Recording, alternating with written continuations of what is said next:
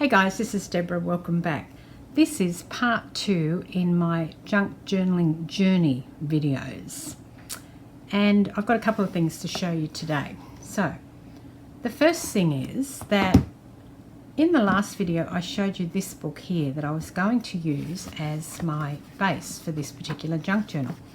But thinking about it through the week, I've just decided it's not big enough. I know I have got a number of postcards that I collected and also posted back to myself while I was away on holiday, and I've got lots of other ephemera, and I started to get a bit worried that this wasn't going to be large enough because the postcard is probably the size of the book. So I've switched books. I've gone for this William Shakespeare, Complete Works of William Shakespeare book that I picked up at an op shop, and you can see from the comparison, pull that down a bit, that it's a good 1.5 inches bigger than this one, and it's also maybe 1 inch wider. The spine, this one was 2.5 inches, this one is about 2.25 inches, so I lose a little bit in my spine, but I don't lose anything. I actually gain a lot in the actual size of the book. So I guess this is part of the lesson. It's okay to change your mind. It's your junk journal. You do what you want. Don't listen to rules. As far as I'm concerned, there are no rules. So I've changed my mind. This book will live to be a junk journal another day. So let's put it to one side. Okay, so let's get started. I'm going to show you how to separate the book from the spine. As I mentioned in part 1, I'm doing what's called a hidden spine, so you're not actually going to see any of the threads on the spine of the book. They'll all be tucked inside. And I'm going to show you twice. I'm going to show you on the actual book, but I thought I'd start with this little green book, Wuthering Heights. I've got a number of these. I think I mentioned that, and I'm going to be using them for other projects. So when you open a book, let's do a compare. This book that I'm going to be using doesn't have what's called end papers. Well, it does. That's the first piece of paper, and it's usually a bit thicker, and that's what's called the end paper. So they're usually like those first 2 pages, and on the back as well of the book. This one has beautiful end papers. They're green and gold, so they're just delicious, and green on the back. So make sure if you get these sorts of end papers that you keep them, even the other ones, but these ones in particular. And if I go to the back of the book, you'll see it's got them there as well, because they're just really pretty. You get really nice patterns and things like this one. So when you're cutting your book, the centre of your book out, so you can use the book as your base, just be careful if you've got these lovely end papers that you don't chop into them accidentally. You're looking at the book from the top. This is the cover, this is the spine here. And if you look at the book, you'll see the pages aren't actually attached to the spine. See that? They're attached to the end papers, but not the spine. And so what we're going to do is we're going to cut this chunk here out. And remembering what I said about the end papers, I'm going to try and be careful that I don't chop into them. Now, the end papers, let's see if I can get that for you. The end papers are normally stuck on. Can you see that there? There's about maybe 1/8 of an inch where that's actually stuck on to the first page of the book. So it's really hard to cut it out from there. You need to take your craft knife or whatever cutter you use. If you might use some other sort of cutter, but I use a standard craft knife. And you need to get into, I'll just hold it up. I normally would do this lying flat because of safety issues. I don't want to chop my hand, but I'm just going to start it off so that you can see where I'm cutting. I'm right on the very edge. See how my craft knife is now through there? Let's see if I can bring that closer for you so you can have a look. See how the craft knife has gone through that hole there? So I'm going to put it down because I'm a bit of a clumsy person, so I don't want to chop my hand and be bleeding. And then just drag it, just slowly, no rush, and you'll feel that you're in the gap and it's come away from the spine of the book. Then flip it over the other way. If you want to, I come from the top to the bottom, so turn it around and just go in again and find that space make sure you're behind the bulk of the book, and you're actually in that gap between where the edge of the book ends and the spine. And once you're in there, and you'll feel it, if you get any resistance, it may be a little bit of glue, but it may be just that you're not quite in the right space. I can see that I am, because I can pull that apart and I can see I'm in the right space. It's not coming as freely as the other half of the book did, but it's not too bad. There might just be a bit more glue on this, or yep, okay, so I'll show you what's happened. It's good to make mistakes. I didn't do it on purpose, but it's good to make mistakes. You see where I'm cutting on this bottom half? I'm actually inside the spine part of the book. So I'm cutting in there on the other side of this stripy bit, and I need to be behind it, and that's why I could feel that resistance. So just go back in and start again and just get in behind that spine. See? And there you go. And then the whole book comes away. So I've got the book, that's what it looks like on the back, and then I've got my book cover that's ready to go. If for some reason, I'll tell you this because I have actually done this myself, if for some reason you accidentally push too hard and you cut through onto this side of the book, that's okay, it doesn't matter.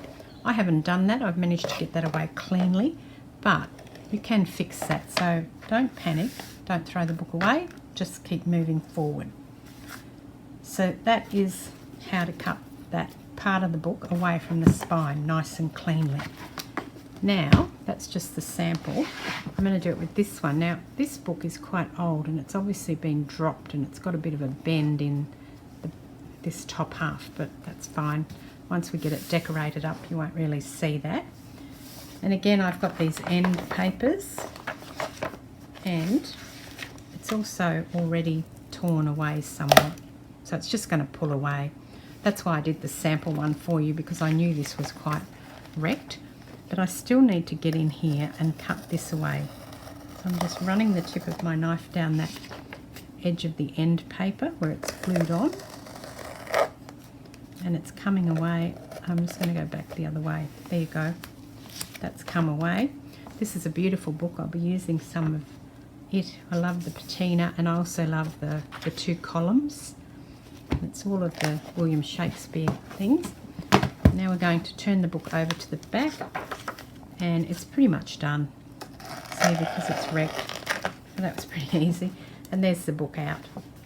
And now I just want to take that end paper off. Now I am going to take it off because I want, when we come to put the signatures in, I want the nice solid surface of the book. I don't want this paper to be one, it's thick paper, but it's not going to be enough to hold the book in place, what we're going to put in. So I'm just going to trim down the fold there and take away this end page.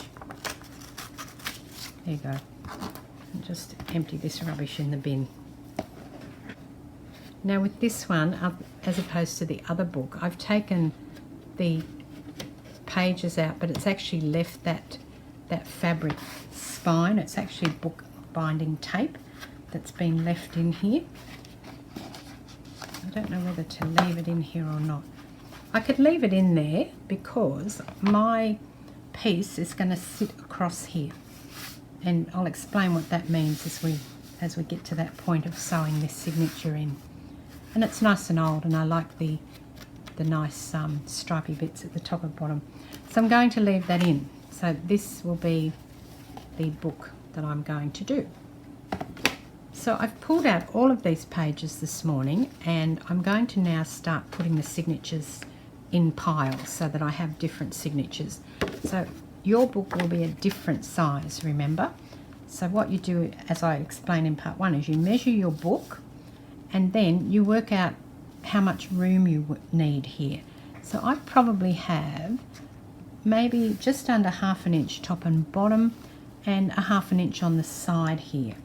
And that to me is going to be good, because by the time I pull my signatures in, they may be popping out to the side a little bit, I'm not sure yet, and I want to put things on there like lace and stuff. So I've left myself a little bit of leeway. And in terms of number of signatures, on this spine I'm probably going to get 5 signatures. So I may not use all the papers that I cut out and prepped this morning. They'll get used on something else.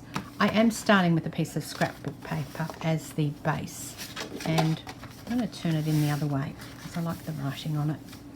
And then I'm going to start putting things on top to create the signatures.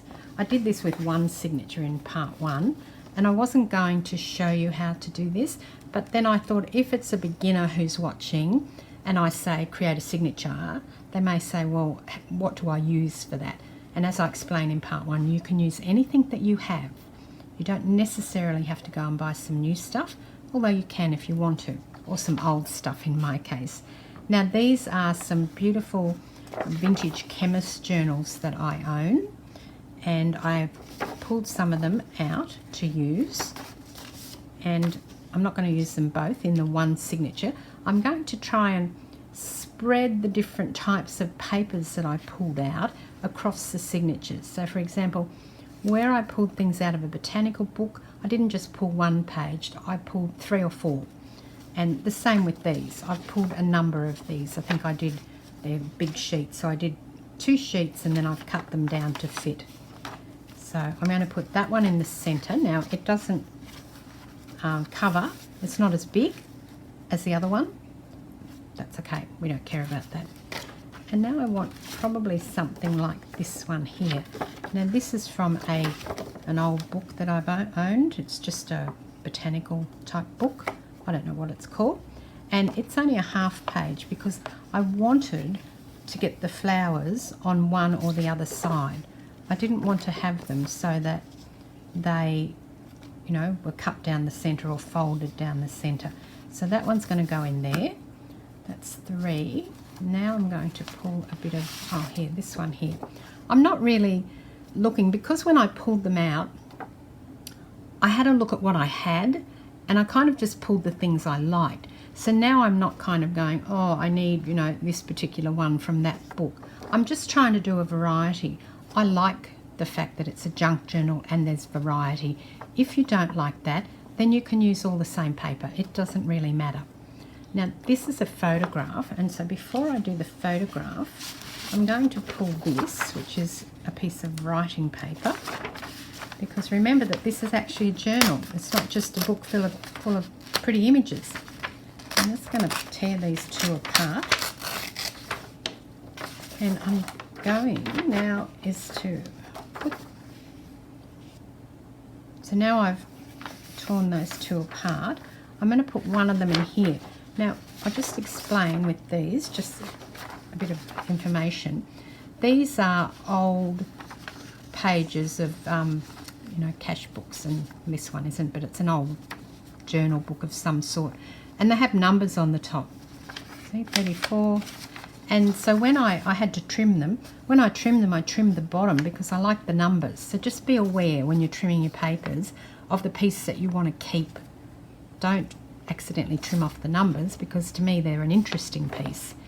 So I'm going to put the number down the bottom and put it here. Now I'm going to grab another piece of scrapbooking paper, which is this pretty floral one. See how that's going. We can do a bit more. The photo, this is a picture from an old book that I've got. It's all about photos of kids at school, classrooms. It's really lovely. I've got a couple of them to put in. So he's being measured for his height. And it's got a nice empty space here that I can journal on. In fact, I might even stick things on top of this. I don't know what I'm doing yet. I work with an outline in my head, and my outline for this is I want a journal for my travels, but I don't actually work out, you know, exactly what I'm going to do on each page. That would be just too difficult for me. I would just, I mean, that takes too much time as far as I'm concerned. Now I have a lot of things that aren't very colourful. I've got a few colours there, but I want something colourful. And this is super colourful. And I don't know if you've ever seen this, but I came across this book in the charity shop the other day, which is, and I went, oh, look at these beautiful pictures. And would you believe, it really quite stunned me. I don't know why, but it did. But it's actually a book written by Madonna. It's really bizarre. It's not illustrated by her, so the illustrations are really cute, but it's actually by Madonna. Fancy that. So I've got some really nice things. I'm going to put that in another signature. And I thought this girl was really cool. I'm not sure about these, but I might cover them up. The other thing to remember is that, or to be aware of, I should say, not remember, is if we go back to this one, you can see I've got the half page on this side. You don't want to end up with all your half pages on the one side. Otherwise, this side, the left side of the book, or whichever side you put them all on, will be thicker than the right side. So with this one, I'm just going to turn it round, and to do that, I'm simply going to fold. I've scored all these. I'm simply going to fold it on the other end so that it's balanced out. Does that make sense? Hopefully that makes sense. So that one goes there, and now we might have, I've got some more botanicals. So this is a pretty botanical here, just again from a book that I have. And let's see how we're going. 1, 2, 3, 4, 5, 6, 7, 8. I might put a couple more in. Remember I was saying in part 1, you need to feel. Does that feel right? Let's see. And then you'll see that there are some poking out, because as you put one inside the other, there's no way that they're going to remain in the same position. Like they're going to, you know, have little, I don't know what you call that. They're going to have the edges are going to be further and further over, because then, you know, obviously there's bulk in there, so they're not going to meet right there. But that's still going to be within my book. You can see that. And even if it hung out a little bit, it wouldn't bother me. So I probably will say that that's a signature. So that's signature 1. Put that aside, and I'm just going to do signature 2. I'm going to put this one and the ABCs on it, and I might put this is swimming. How cool is that? Yeah, I'll put them up this way. And I'm also not worrying about whether they're up at the top or bottom at this stage. This is just gathering the signatures and putting them together. I've got this lovely old page, which is from a book about gearboxes and things, but I really like font. Font's kind of my thing, so I've just decided to put that in. Yep, that'll be fine. I didn't cut that one down. I could have cut it, but I haven't. And then this is another cool piece. This one is, it's green, so for a start it gets 5 stars because I love green, particularly this colour. And it's all of the map information from an atlas. So it's got all the places and then the page number where you can find them on the map. I've got a plain piece of cream cardstock that I saw and grabbed that. And we're going to put a few of these in. So I've got this one, you'll remember it from the other day. And I might put another piece of cardstock in there, maybe that one. And then I'm going to put this one here. And this is the little map one that I had before that was going to be the cover of one of my signatures. Not now. I might get a couple more. See, I'm just feeling that to feel how it feels compared to this one. Yeah, it's probably about the same as that one. I don't know how many's in there. We'll keep going. I'll say that's the end of that signature and we'll see how we go. Another piece of scrapbooking paper. This one here, which is a map. And I'm going to show you today, I think today, I'm going to show you what I'm going to do with that. I've got some more of that beautiful botanical, which again I'm going to turn and put onto the right side of the book. That needs to be cut down a little bit, so I'll take that back and cut it down first. I'm going to put another piece of the chemist page in. I've got this botanical sort of paper. I don't know what it is, something. This is the dictionary page that we did the other day, and also a smaller piece of scrapbooking paper that we did the other day. I might put that next Madonna one in, put that there. I probably need a piece of scrapbooking paper that's, oh no, this will do. So this here, I'm going to turn it the other way so that I've got the half one on here and then the half side on here. And no, I definitely need more in that. So I'm just looking to see what more I've got. Probably need a full page in here. Let me just flick through all of these. I'm just going to go and grab a full page. Okay, I've cut a couple more full pages. And just because these are quite thin, and I thought that the signature just needed some structure, just to keep it, you know, from just being all half pages and small pages. So I've got some structure in there. And then I've got this one. Now this is an old ledger book, and I didn't want to cut it down, so I've actually folded it in so that when the book's together, it'll come, and then you'll have this bit here, so you'll be able to put stuff on there. I may even end up making a pocket out of that. I'm not really sure yet. There's 2 pages, so I'm going to put one of them in. And I've also got, what else have I got here? I've got this, which is just from an old book on embroidering and things like that, so I'm going to put that one in there as well. And I think that's pretty good. The problem is I want this heavier one in the centre, so it's a bit more of a solid sandwich. There you go. So that's number 3. So I've got 3 signatures so far. So if you're following along, you should have 3 signatures at that point.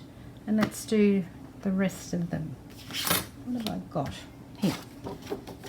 This here is really pretty, and it might be a bit weird because it's actually the back page of one of the paper packs I've got. So it's got all this stuff on there, but we're going to take care of that later. I like the edges, and I love all this fact that you've got plenty of journaling space on here. So I'm going to use that one. I'm going to do this one here, which is just a little page for a piece of paper from a stationery set that I have.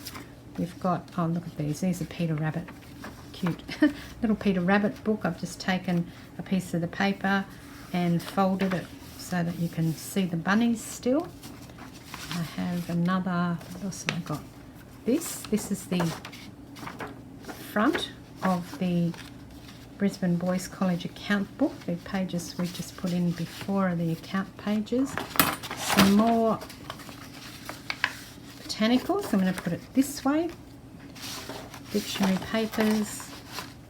Yep, got some dictionary papers and map. And this is the mannequins that we cut up the other day. I've got a little piece there. Seeing what else we've got here. This is a blueprint. It's lovely. It's an actual original old blueprint. I just got that recently, and I reviewed that in my last video if you're interested in going and looking. I've got this here is a piece of botanical paper, and I didn't want to cut the bottom, so I decided to fold it up. The problem is, of course, that when you do that, you get this bending in there. So I'll just set the book aside for one moment to show you how to get rid of that bending. Just take your craft knife. Now you can measure this, you can use your ruler. I'm not going to bother. I'm just going to randomly cut a V. And now when it goes up and folds, it's not going to bend. Okay. So I'm going to put that in. This, which is from the same embroidery book that the pictures come from. I like the little cat. And then on this side it's got snails and a spider. And it also teaches you how to do a French knot and everything like that. I'm going to put that one in. And another piece of scrapbooking paper. Just be careful when you're putting your papers in that you don't put them upside down. And also when you're sewing your signatures in, don't put them upside down. I speak from experience, and I'm sure most junk journalists have managed to put things upside down accidentally. Okay. I'm going to put a couple more in there, see what else I've got. I've got the flower theme happening, so I might put that one in there.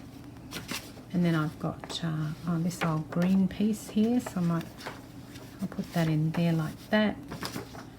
I've got this lovely picture I didn't want to cut her, so I've actually folded her across there.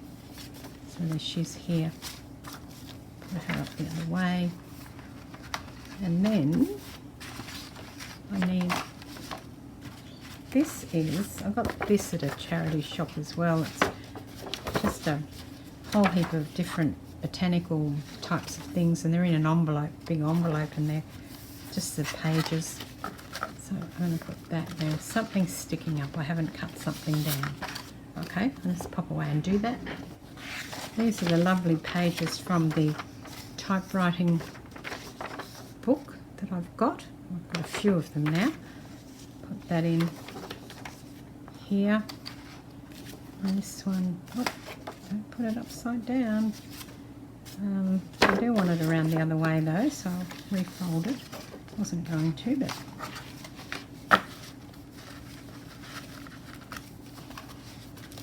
that's feeling quite good. So that's number 4. Let's do the last one.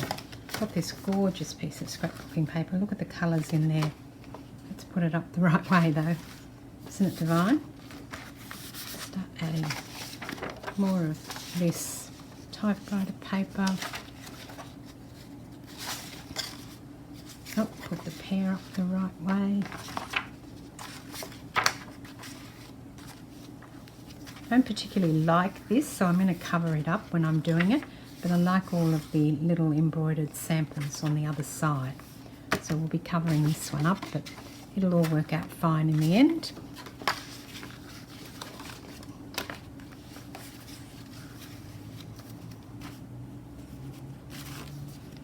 Got the mannequins, make sure they're up the right way, and the flowers that we did in the first lesson. This little Fairy Whispers is quite cute. It's only 1 page from the front of a book.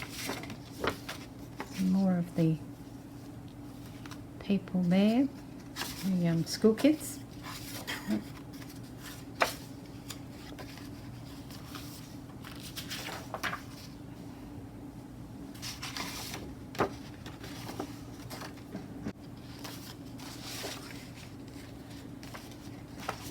This is a booklet from that other series that came in pockets, and I've just left the booklet as it is. And this here is one of the digital prints from my Digis that I've got on Etsy. It's got lots of lines on it for writing with. This, more dictionary pages. Oh, can't have it that way, I'll have it this way. Weird. Peter Rabbit. Yep. Got that there. How are we going?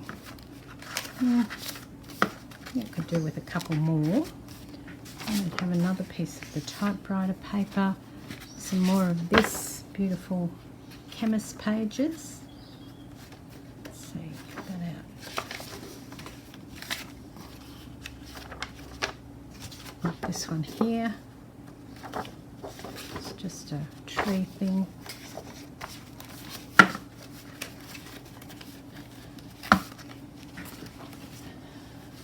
So that is 5 signatures. So I'm just going to put them in the book and see how they sit. You see how they're sitting in there? That's pretty good. I look like I've got enough space between each of them here so that when I sew them in, they're not going to be all jammed up like really tight like this, because as you add things to them, they're going to need room to grow. So if I do that, that's pretty good. I may add a couple more pages in, I'm not sure yet. But so once you've got your signatures, decide which one you want in what order. In fact, looking at these now, I think these two could do with a little bit more. I'm just going to put a little bit more in here. Just do a couple more different things. What's this one? Well, that's a bit of writing paper. That'll be nice. Bit of the Vintage Chemist again. And this one here's got the chook on it, which is cute. That feels better. And this here, I'm going to add in the other piece of that ledger paper that I had before, and I don't know, maybe that's the end. I might move this to the front. Oh, go back in. Yeah, that feels better. So you'll know what I mean when you start to create your signatures by it feels better. They all feel about the same sort of weight and width. So I have 5 signatures. I don't really care which order they go in. That looks pretty good. We'll just do them in that order. And that is going to be my journal that I'm going to do. This is Deborah. Thanks for watching. Join me for the next part, which is coming soon. Cheers.